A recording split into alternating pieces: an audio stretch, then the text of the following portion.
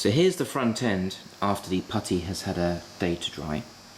These joints are now nicely sealed, and these edges of exposed cardboard are nicely sealed and they're quite tough.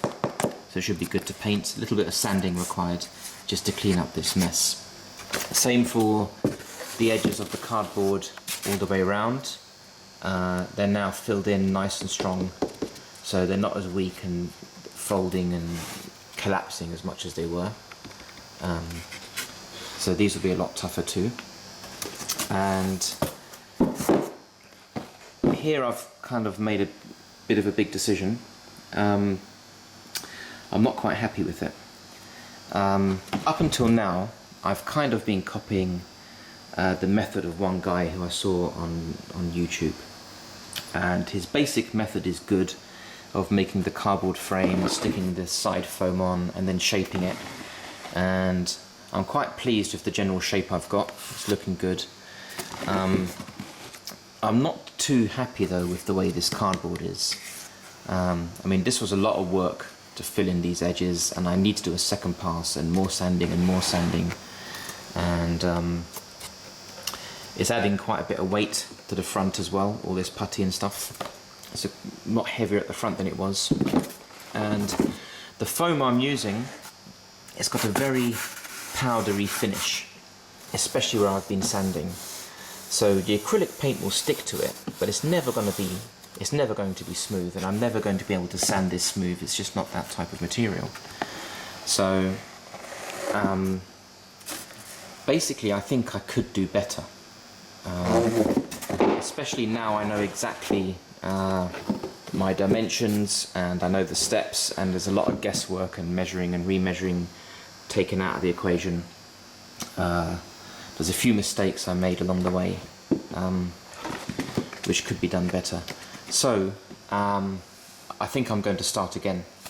So what I did is I went back to the DIY store and I got another sheet of foam, except for after asking the staff, this sheet of foam is the same stuff, same dimensions, same thickness, but it's more dense. This one's R1.1. If we can find the previous one, where is it?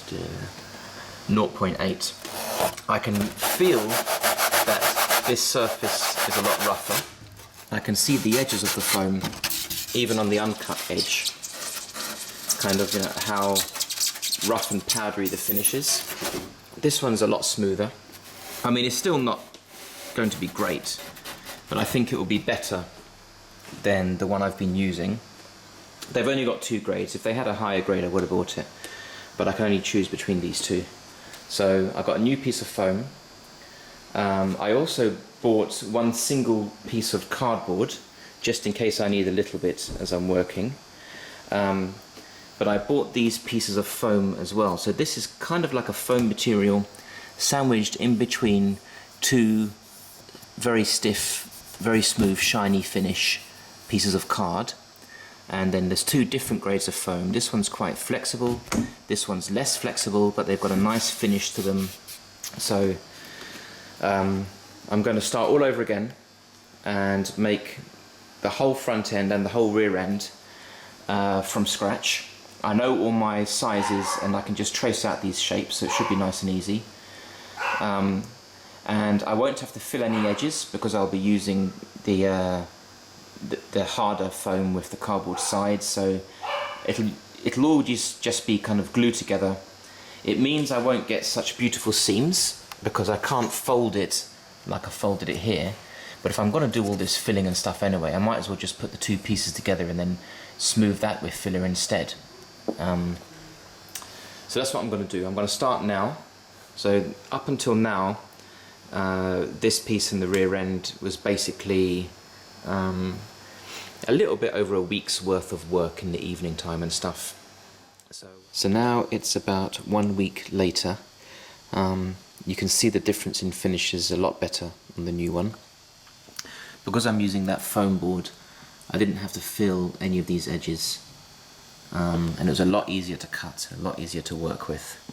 Of course it doesn't bend, which means that when I join the 2 pieces together, there was a break in the board here. You can still see the black marker on the side of this one. So this I've filled in with just a bit of filler and then smoothed round, but that's the only filler I've actually used. You can see just a few spots on the front and then a little bit running up the side. So it's about 1,000 times less filler than I used on this one, which made this one quite heavy at the front. This one's much tougher and much lighter, so that's good. Also, these bottom bits of cardboard, you know, get squashed and everything using on the old one, but on the new one, this foam board stays nice and crisp. So, because I knew exactly what shape I was going for and I knew all the dimensions already, it meant the construction was a lot more clean. You can see inside the way it's done. There's a lot less overall material used. And I've already done the filling on this piece, so I've started just to paint it. I'm just using white acrylic, just normal white acrylic. So I've started to give it its first coat of paint, just to seal in that foam, make it nice and smooth. I'm putting it on quite thick, and then I'll try sanding it a little bit afterwards, see if I can get a more smooth finish. So now you can kind of see the overall shape of the car, how it's coming out. For the rear end, again, because I was making it a second time, I could proportion it a bit better. So these lights are spaced a bit further apart than they were in the old one, and this rear diffuser piece, I've made it larger, made it better. So this is made of the same foam board, and then to give it a smooth finish, I just use one really thin piece of plastic over the top and round the front. I've sculpted this one already with the hot wire, and I haven't sanded it smooth yet. So that's how this one is constructed. Again, construction method is a lot simpler, a lot cleaner, because I knew what I was going for. I hope I'm going to be able to paint onto this white surface. It was very hard to cut. We'll see. So I'll just carry on working on these two pieces, finish painting this one, and then I'll sand this one to the right shape and sculpt it, and then paint that one too.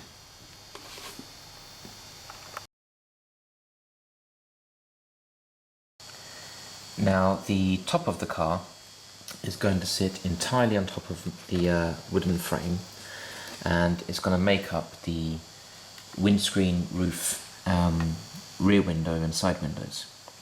So I started to sketch out what I wanted. This is the windscreen here, and this is the roof and the rear window, and these are the sides. And this would be from the top. So the roof is going to be narrower than the bottom of the windscreen, so it's kind of tapered up on all sides. And this would be from the side view. So we've got the windscreen going up, roof coming along, and then rear window coming down at a steeper angle than the windscreen. So I started to measure up and calculate all my angles so that I could cut this out in one piece. This would be the front of the windscreen, tapering in, roof, tapering out for the rear window, and then the sides, and I've got to put the rear quarters kind of on here somewhere like that. And then it started to get very complicated. I'm never going to get it right in one go, so I gave up trying to do it in one piece, and instead I started with this cross section here. So I know that from the front of the windscreen to the rear end of the windscreen I want kind of 13.5 centimeters. That's about 1/3 of the distance I have to the end of the rear door. And I know that the height I wanted in total would be 8.5 centimeters from door line to roof line. So the first thing I did was I made this cross section here as a guide, and that's this blue piece here, just a piece of foam glued onto the frame in the right position. Then I could start gluing on a few extra pieces of this white foam board as guides, so I got something to glue against. I kind of tapered in this little edge bit at top. So now I've got something to work with, and I can just make each piece as I go along and start putting it together. So this is the windscreen piece. I've had to cut out some notches in the bottom to account for these Velcro parts. So let's put that on. That kind of fits on like that.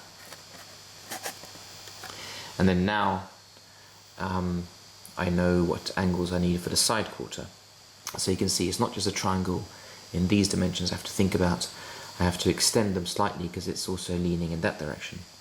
So after a bit of trial and error, this is my passenger front quarter. And again, it's got a bit cut out at the bottom to account for this piece of wood. And then this will fit in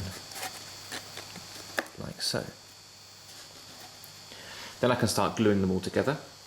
And I can make the other side. Then I can make the roof piece. I'll make another guide here. And I'll start calculating all these other angles as I go along, which is not really calculating. Really what I'm doing is I'm measuring with a ruler, and I know the three sides that I need. So that's how I'm constructing the roof. So this is the finished roof section. This is the windscreen, and that's the rear window there. And it's just made up of those pieces of foam board glued together with hot glue. And then I already gone ahead and filled in all these seams with the same acrylic modelling paste that I was using before. So this stuff is turning out to be really good to use. It's very easy to work with, kind of like a putty when I'm filling the gaps, and it dries nice and hard, and it can be sanded and sculpted, and the acrylic paint bonds to it very well because it's essentially the same stuff. So this is coming out really well.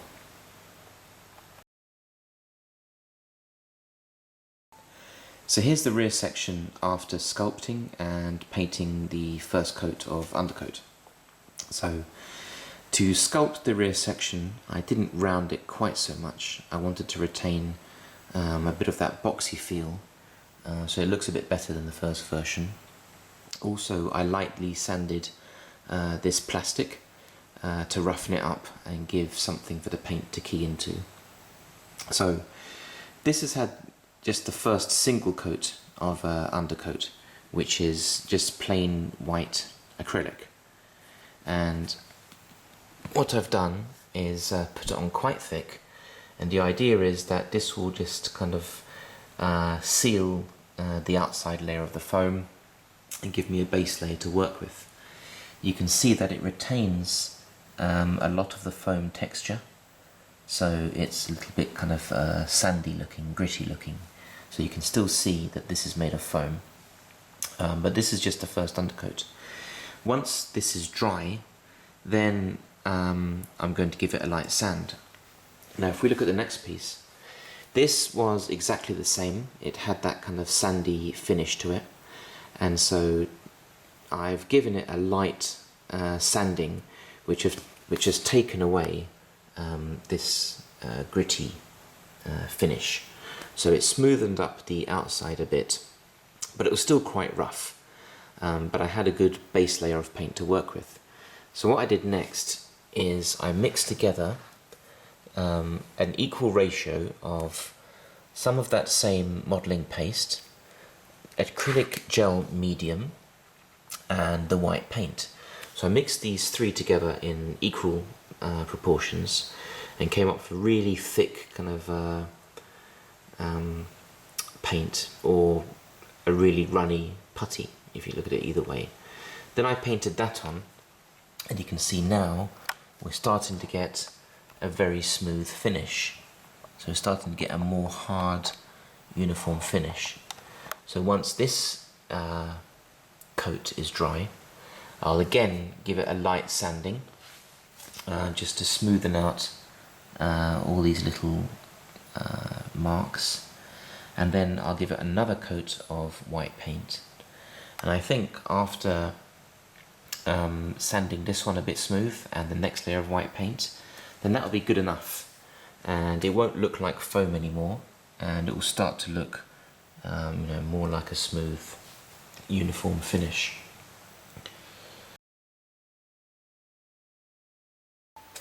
So while the putty coat on the rear end is drying, I went ahead and made the bonnet, or hood, whatever you want to call it.